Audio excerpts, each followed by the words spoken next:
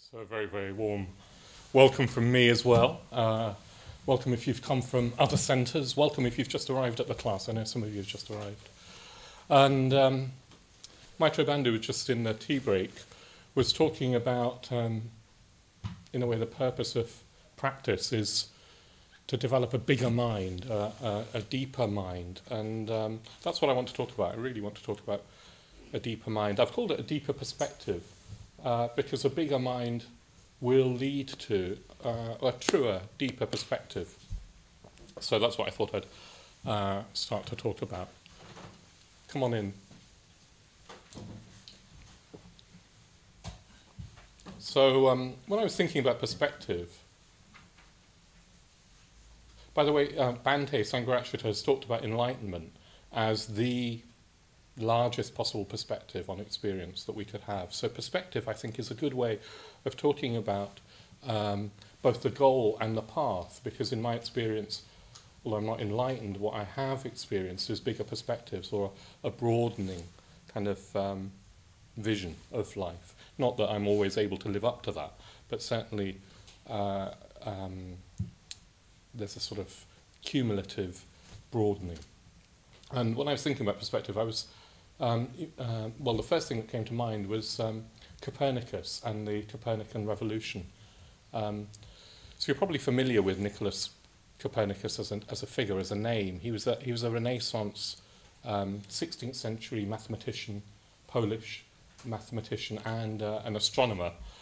And he's credited with what's become known as the Copernican revolution, although it wasn't just him really that he perhaps started the revolution.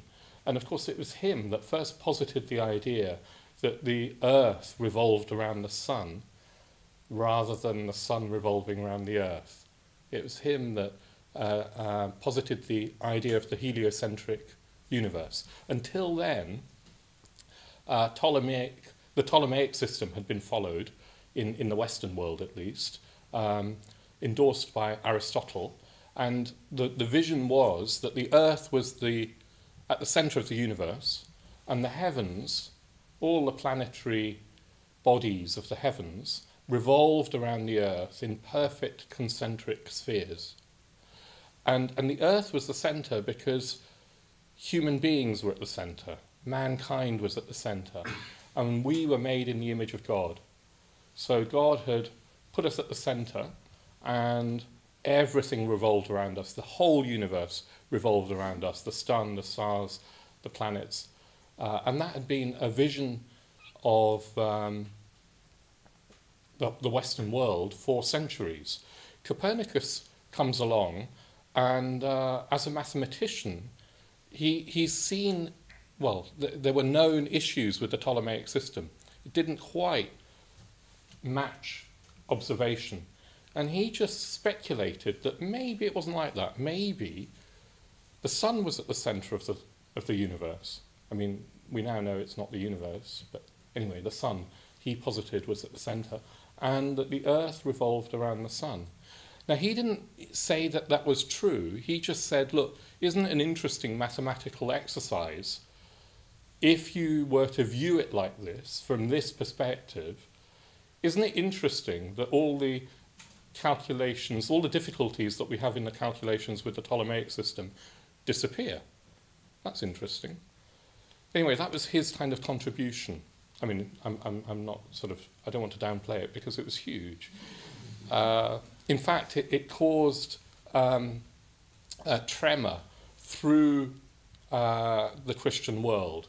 It caused a real sense of instability. Although not just with Copernicus, because Copernicus was followed by Galilei, and he, what he did was he suggested that the Copernican view was true, not just a mathematical clever trick, but that it might be true. And he had observations to back it up, and that was the key difference. Copernicus was just doing it in with theoretical calculations. Galileo came along and with a telescope looked at the heavens and had evidence that the Copernican model might be true. And of course that was too much for the church. And he was arrested, Galileo was arrested. He was forced to recant. He was put under house arrest. He lived the rest of his life. I don't know how old he was when he was put under house arrest, but he lived the rest of his days under house arrest. And there's a sort of apocryphal, legendary account that he murmured under his breath as he was being arrested, and yet it moves, meaning the earth. He probably didn't, but it's a nice story. Anyway, he became, as it were, one of the founding fathers of science, of science as we understand it, of Western science. And it really did, I mean, it doesn't seem shocking to us now. Well, maybe it does, but at that time, it wasn't just a sort of shocking scientific fact. It shook people's sense of what it was to be a human being.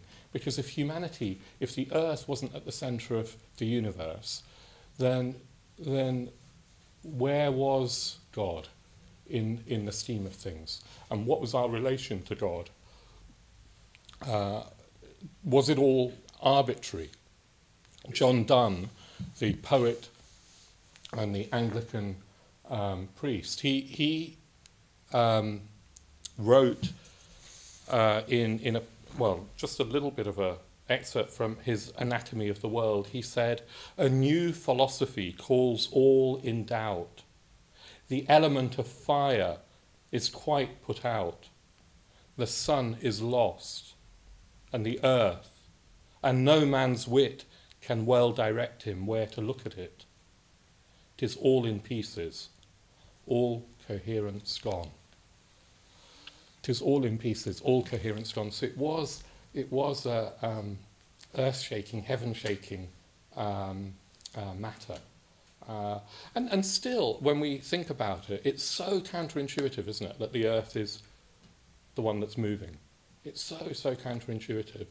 On my recent long solitary retreat, I was saying to some of you yesterday on retreat, I remember looking at the sunrise one morning. I don't get up early in the mornings, normally, if I can help it.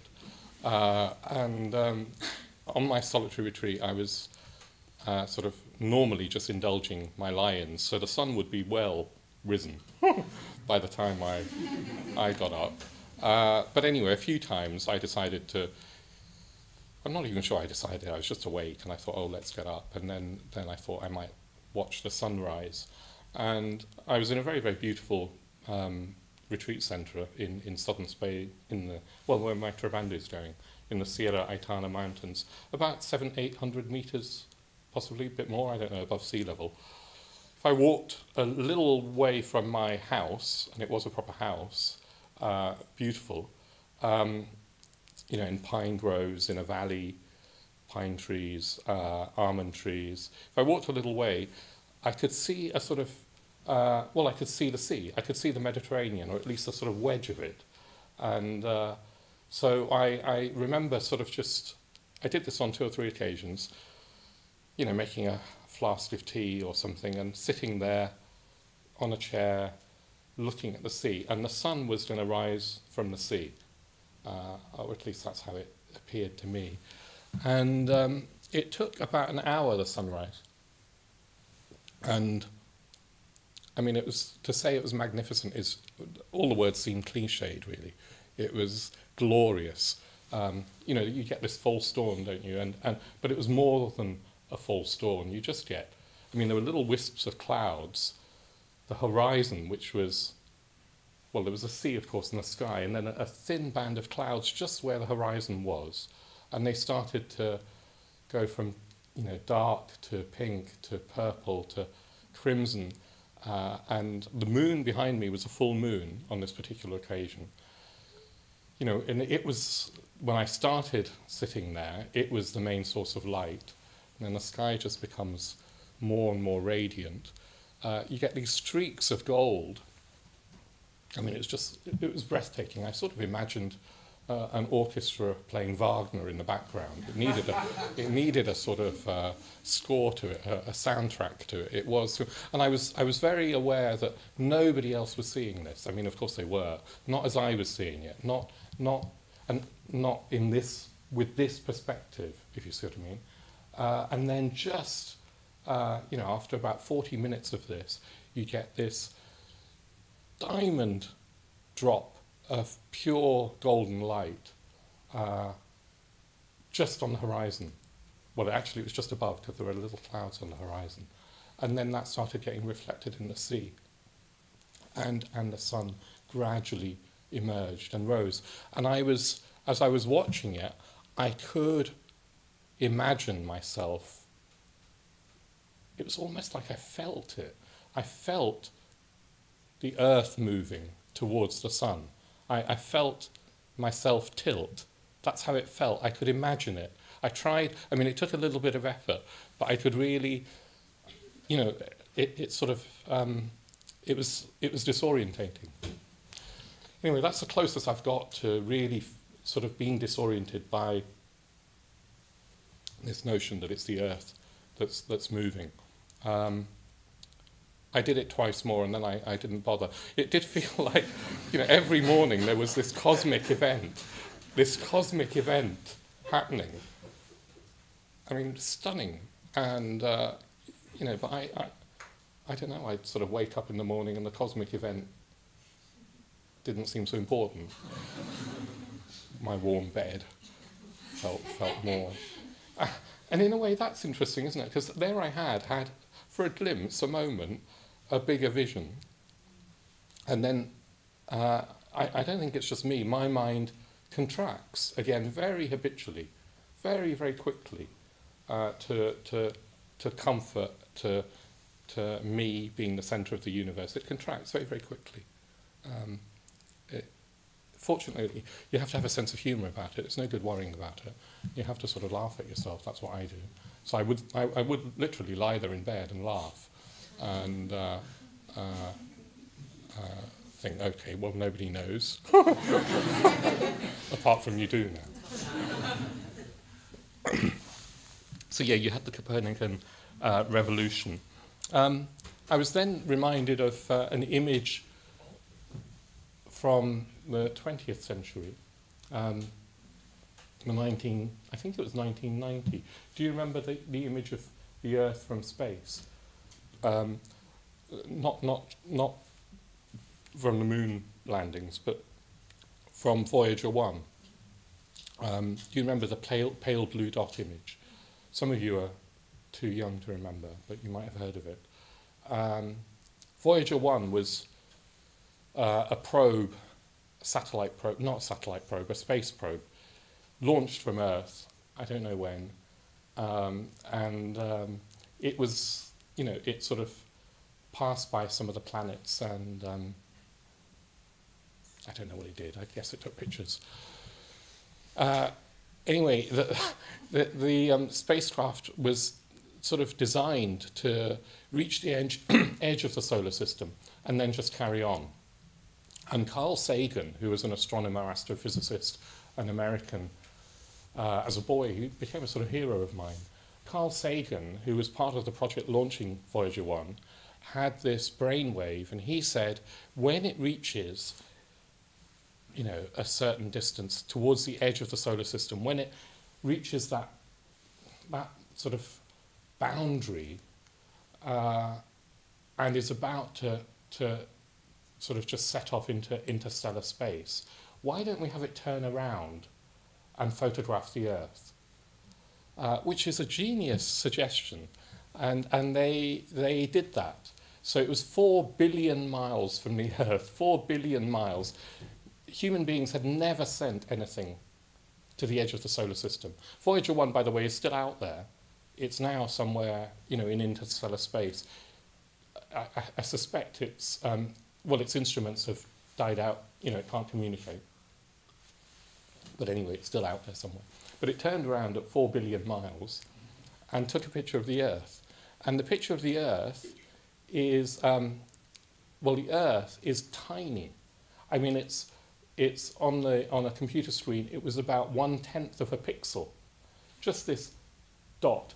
And there was a sort of coincidence as it was taking the picture that it, there was sort of refracted light from the sun.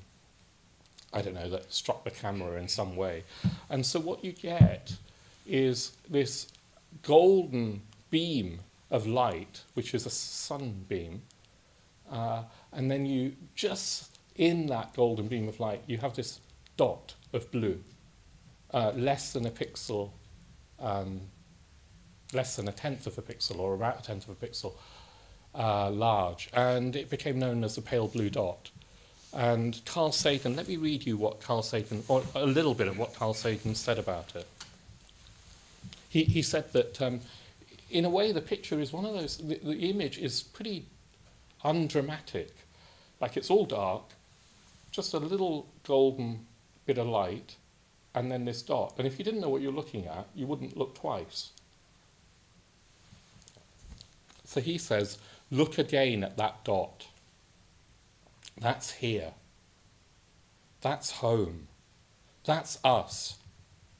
On it, everyone you love, everyone you know, everyone you've ever heard of, every human being who has ever lived out their lives. The aggregate of our joy and suffering, thousands of confident religions, ideologies, and economic doctrines, every hunter and forager, every hero and coward, every creator and destroyer of civilization, every king and peasant, every young couple in love, every mother and father, hopeful child, inventor and explorer, every teacher of morals, every corrupt politician, every superstar, every supreme leader, every saint and sinner in the history of our species lived there, on a mote of dust suspended in a sunbeam. And he goes on to talk about, he says, think about all the cruelties that humankind has inflicted, the rivers of blood that have been spilt, fighting over one tiny corner of this pale blue dot for another. All the wars, all the horrors that have been inflicted by human beings on each other have been for possession of one tiny little corner of a tiny little pixel. And as I was preparing this, and I came across that, I was also reading about all the horrors that happened in New Zealand, in Christchurch, just looking at Maitri Vajri there, and I came across today just a video interview of a woman, not a Muslim woman, but she was outside one of the mosques when the atrocities happened, and people were coming out and falling onto the streets and dying as she was driving. Two men, one just came, either side of the car and dropped down, and she stopped, and she could hear a gunshot, but she was heroic enough to open her door, get out, and try and get these men into the car. One of them died. One of them she managed to, her and the driver behind her, I think, they seem to have managed to save. I don't know. They managed to get him to hospital. They were he was shot in the back or the chest or something, and she was putting pressure on to try and stem the flow of blood. And he was trying to ring his wife. Anyway, I won't go on. She talks for about 5-10 minutes and says that in her 66 years she never thought that she would have to witness something like this. And then she says, not in New Zealand. And you think, oh yes, probably, I don't know, you think of the horrors in Syria and Yemen and Iraq or wherever, and you think not here, not in our safe part of the world. Anyway, just came to mind as we haven't really learned from this image. Do you see what I mean?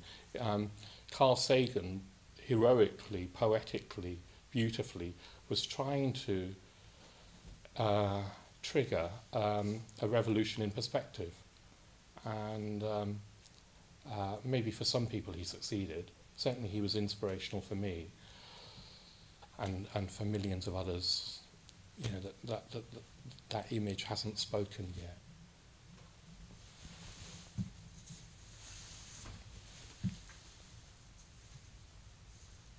I want to, in a way, start to talk more about the Buddhist goal of a perspective shift. Actually, I've probably got time. I'm going to say a little bit more. So Kant, when he wrote, I haven't read Kant, but I've read about him and read about his writings, as it were. But when he wrote the Critique of Pure Reason, in his introduction to it, he talks about a Copernican revolution, another Copernican revolution. And this time what Kant says, excuse me, is that the revolution is to realize that the world out there, excuse me, the so-called objective world isn't really so objective. He's saying that it's not that the senses apprehend the object as it is. It's not so much that our senses conform to the object as it is, so much as the object presents itself in a way that the consciousness has already predetermined. Our consciousness is already predetermined to see things in time and space, for example, to posit a spatial sphere and a temporal. Well, it posits those concepts, and then objects will conform to that.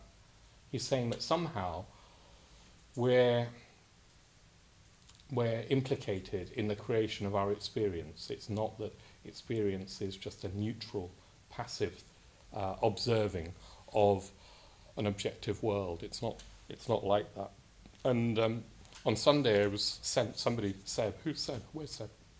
Sent me a little article on a science experiment that's just been conducted a few weeks ago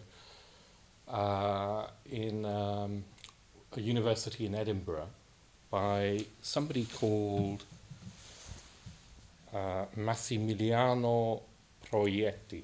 That's probably not right, but anyway, that's probably good enough. Anyway, Massimiliano Proietti and his colleagues, just a few weeks ago, conducted an experiment. They're quantum physicists, and they conducted an experiment that helps move along this notion. It definitely suggests that there isn't an objective world. In the 20s and 30s, Eugene Wigner had suggested, he was a physicist, had suggested, well, he'd done a thought experiment, a bit like Copernicus had. And Wigner suggested that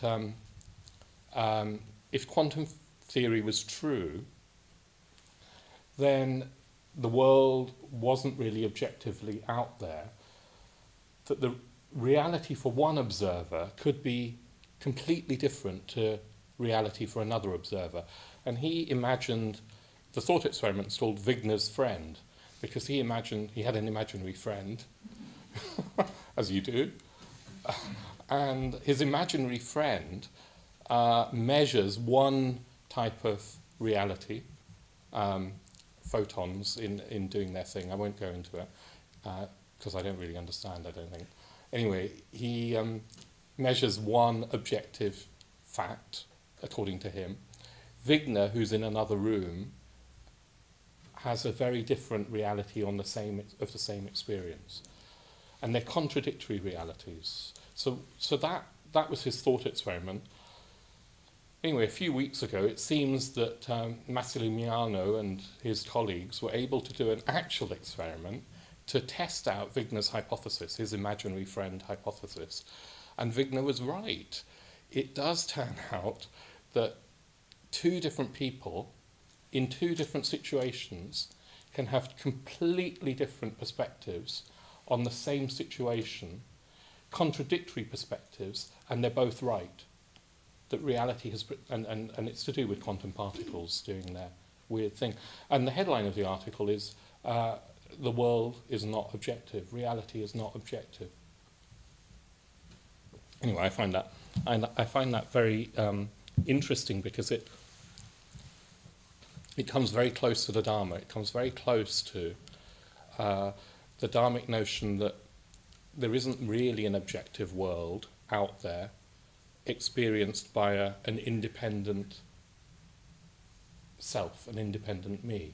In a way, that's the root delusion, isn't it? That is our root delusion, that there's a real me, and that real me happens to be at the centre of my universe. Yeah? All of us have a centre of our universe, and we're at the centre of it. It's like we're the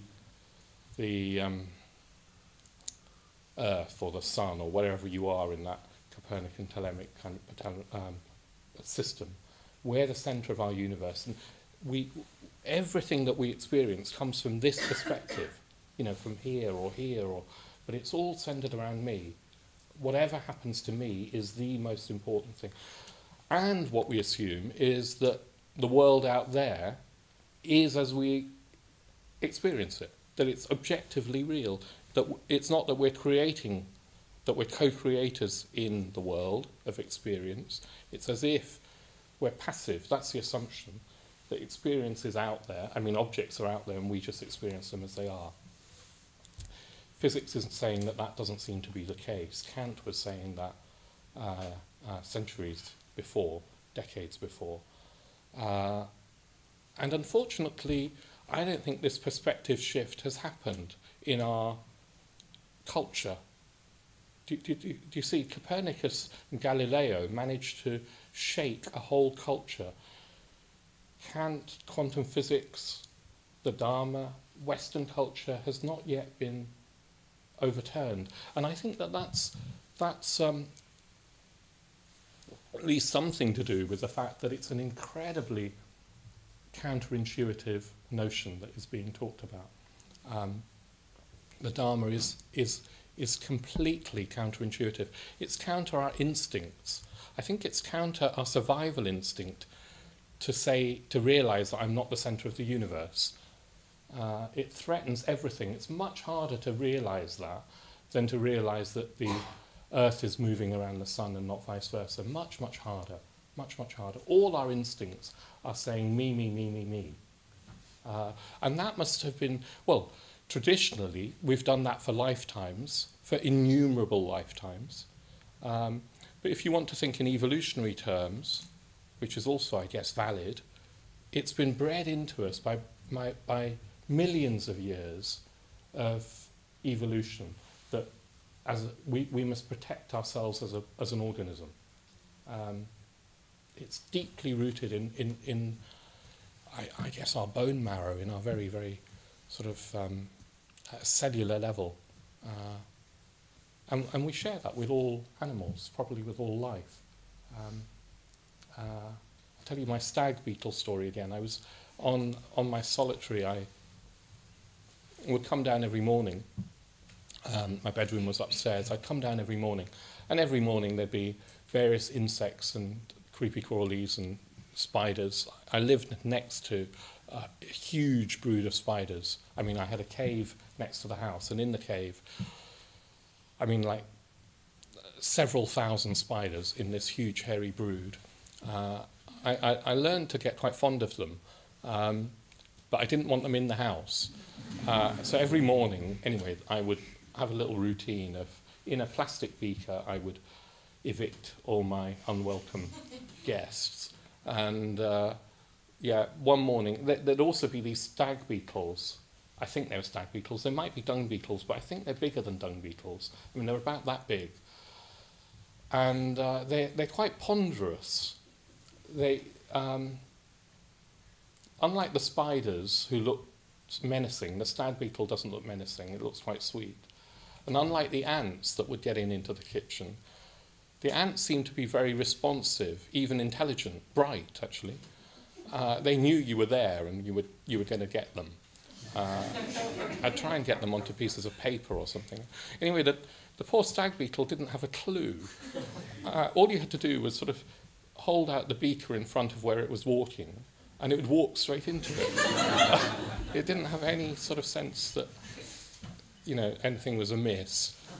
Anyway, so I picked it up in this beaker, and it sort of, as it were, fell to the bottom, realised that something was wrong, and started sort of scuttling around. And I guess it was frightened, you know, that its life was in danger. So it was scuttling around as quickly as it could. And I was going to go out and tip it into the terrace outside, onto the grass outside. Anyway, but I saw another one on my sort of way out. And so I picked it, scooped it up in the beaker as well. And as soon as the other one went in, they started to mate. And they were completely still. That's what they're completely still when they mate. So they're scuttling around this frenzy of being trapped, this fear that its life was nearly over. All of that instinct, that survival instinct, that shock, that fear, went as soon as it had a mate. And they were happy as Larry. They were completely... And when I tipped them out onto the grass as gently as I could, they sort of looked a bit disturbed for a while and then carried on as normal, as if nothing had happened. And I kind of thought, that's us, isn't it? That's... maybe it's just me, I should speak for myself. Anyway, those instincts go very, very deep. Survival, sex, it goes very, very, very deep. Comfort is a sort of offshoot of that. Very, very deep. And I think this bigger perspective, even for us Dharma practitioners, is hard won, is really, really hard won. You might glimpse it from time to time. To remain in it is terrifically difficult, terrifically difficult. So that bigger perspective that Maitreya Bandhu alluded to, that I want to touch on, is saying that if we could see things as they are, if we could realise that we're not the centre of the universe, in fact, there isn't really a fixed and independent me, that self is a construct, if we could see that the world doesn't exist independently of experience, of our experience of it, to say that there's an objective world behind our experience of it is a construct, is an assumption that doesn't hold.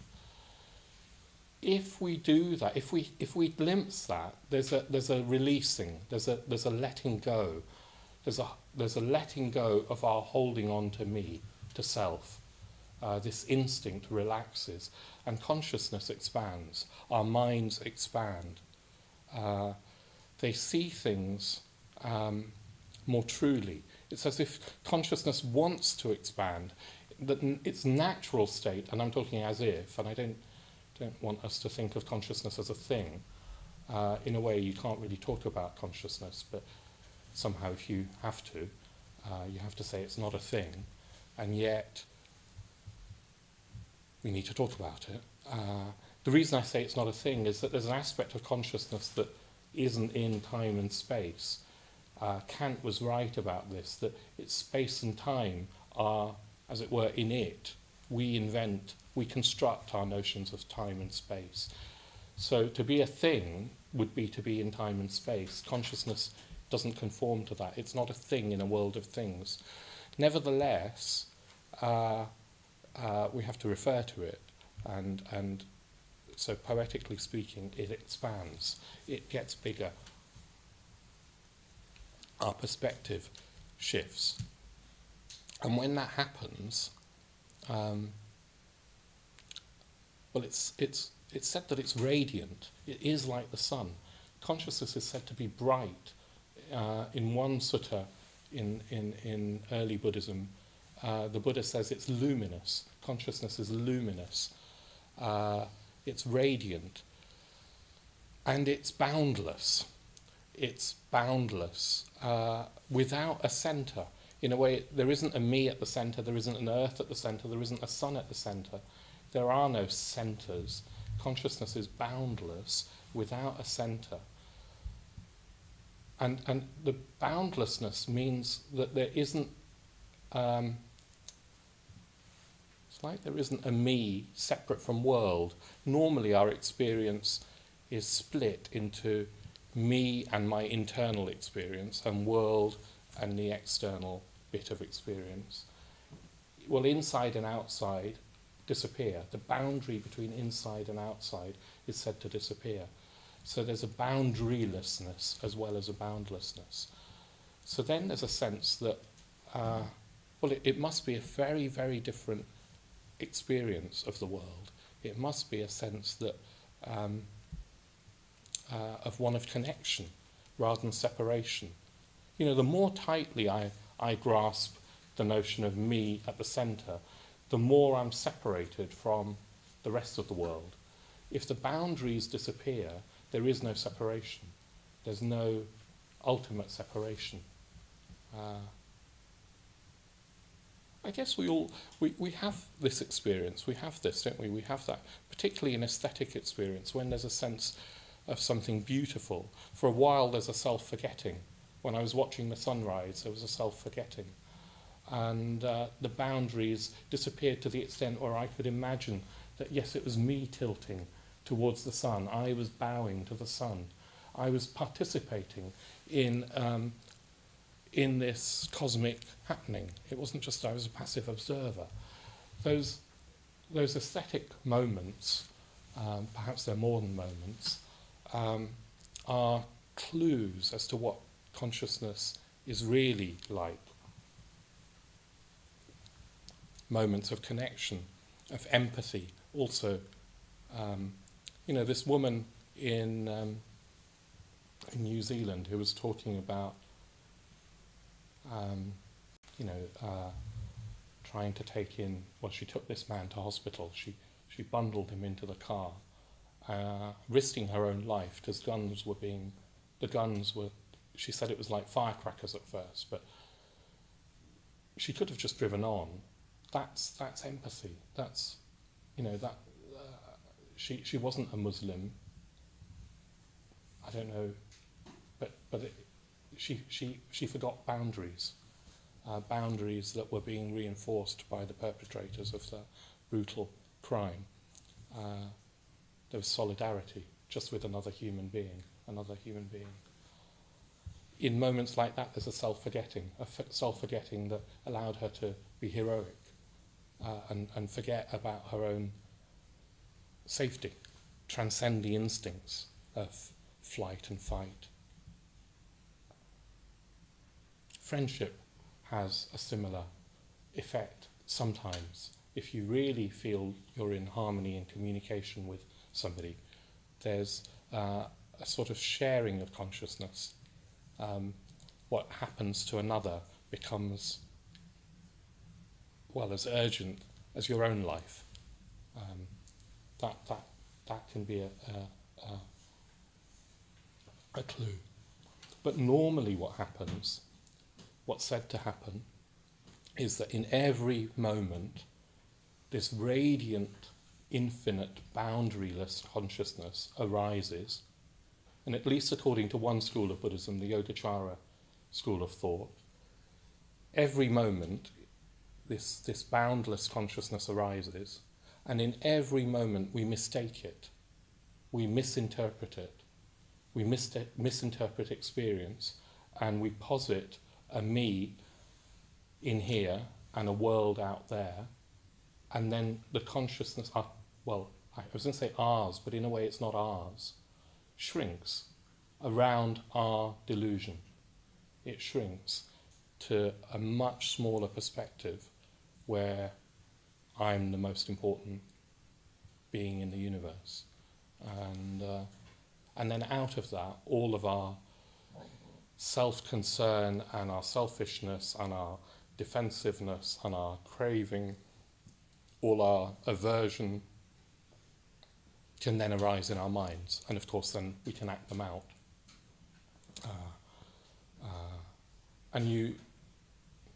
you sort of see that from this perspective, this is the central problem facing human beings.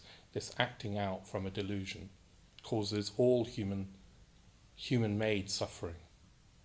All human-made suffering is because of this fundamental delusion. The perpetrators of the crimes in New Zealand have this delusion that causes their separation and lack of feeling, fellow feeling, and their hatred or whatever it is. But I have that too. I have the same delusion, at least most of the time. And probably most of us do, at least most of the time, or at least some of the time. We share this. All unenlightened beings share this. In a way, it's not something to feel bad about. It's not like original sin. It's natural. It's natural. It's like what the stag beetle does. We share this, but the incredible thing is that we also have the potential to transcend that. That's what the Buddha taught. He taught, one of the formulations, of course, is the Threefold Path, which you'll be familiar with: Sila, Samadhi, Prajna, ethics, meditation, and wisdom. And through ethics, we're working on our deluded behaviour, our gross, as it were, self-centred behaviour.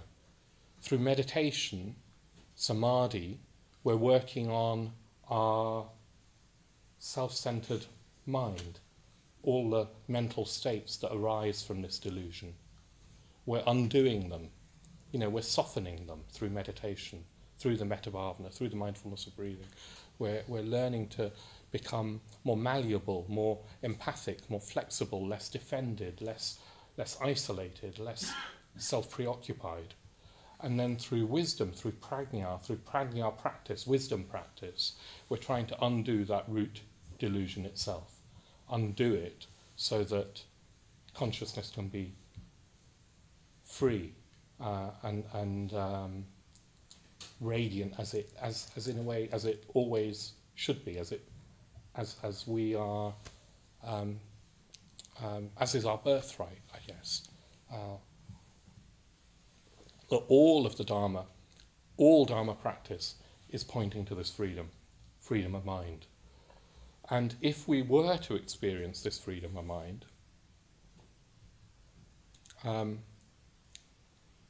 well, I guess I've only had sort of tiny glimpses. I don't live in that sort of freedom of mind. But what's said to arise is, what's said to arise at some point anyway is another sort of revolution, much more profound than the Copernican revolution. It's a revolution of consciousness. It's said to be the turning about in the deepest seat of consciousness. It's a revolution where consciousness is said apparently to turn inside out and upside down, so that self isn't the centre anymore and there is no centre. So there is no more identification with me as special in any way. The Buddha would have had no more identification with his physical being, for example, than he would have had with any other object in the universe. No more sort of clinging to it, if you sort of mean. No more. Of course, if his body was in pain, it was his body that was in pain. It's not that he could adopt another body, but he wouldn't have identified with it as his pain any more than if anybody else was in pain. There would have been no sense of, oh yes, this is happening to me. Why me? There would have been no fixed separation between me and experience, nor would have there been an assumption of the objective nature of the world. The Buddha would have presumably just seen experience unfolding in this radiant consciousness. And that would be the real revolution that Buddhism is pointing to. And it's said that if that happens, when that happens, well, you never fall back into that delusion again. You never mistake it again. Self-clinging and the clinging that arises from that delusion can never happen again. The natural response is metta, spontaneous metta, an outpouring of spontaneous metta. That is the natural response. So when we do the metta bhavana, we're orientating ourselves with what a Buddha would naturally feel, what an enlightened being would naturally feel. There'd be metta. There'd be metta because there would be a solidarity, an empathy with everything. You'd see the life in everything. Even acts of people who commit acts of evil, you'd see that they were trying to live more fully. It was like life had gone, the life force had somehow got perverted, but it was still the life force. You wouldn't judge, you wouldn't meet hatred with hatred. That's what I'm trying to say. Extraordinarily, one of the Muslim men that I saw who'd lost his wife was, in this little video image, interview was forgiving the killers, and saying that, well, he was saying that he hoped that they would one day find God and become saviours rather than killers. Extraordinary to imagine somebody being able to, in a way, empathise, step out of his own pain in that way, in that moment. But a Buddha, that would be a spontaneous happening. There would just be empathy. There would also be a sense of beauty. So even it wouldn't just be sunrises and sunsets that were beautiful. Everything would be beautiful. Everything would everything would meet this consciousness.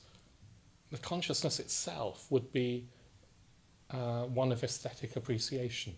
So everything, whatever happened, would be beautiful. You might have, if you go on retreat, you probably have this experience that ordinary things, you come out of meditation and ordinary things that you wouldn't have given a second look to start to shine with beauty, with a sort of radiance. The first time it happened to me, it was a spice rack in the kitchen in the community upstairs. I came up from, this was years ago, and this spice rack looked like the most beautiful thing I'd ever seen. All the colours, and it was like I was high on something. Anyway, you can start to see sometimes if you meditate, particularly if you go on retreat, you get a glimpse of this, the world being beautiful, whatever the experience is. You'd experience a spontaneous creativity. The creativity would be one of, Vajrashura mentioned Amodasiddhi, the archetypal Buddha Amodasiddhi. His creativity is always trying to free us up from our self-delusion. It's a creativity that tries to alleviate suffering wherever there is, but also more than just alleviate suffering, it's trying to free life up, to be in this radiant consciousness. There would be truth everywhere. Everything would be as true and as real. There wouldn't be, in a way, the world would be just a manifestation of love and truth and beauty, everything. And we'd be part of that. It's not that we'd forget ourselves by nullifying, negating. We'd be part of this. So that seems to me a perspective worth striving for, living for. And even though it might be, or it might seem like an impossibly lofty vision, the Buddha said that it was our potential to attain this. But certainly on my solitary, I found myself increasingly feeling blessed. I felt that I'd received everything that I could have ever wanted or wished for in my life. It was already there. And I'm not enlightened by any means.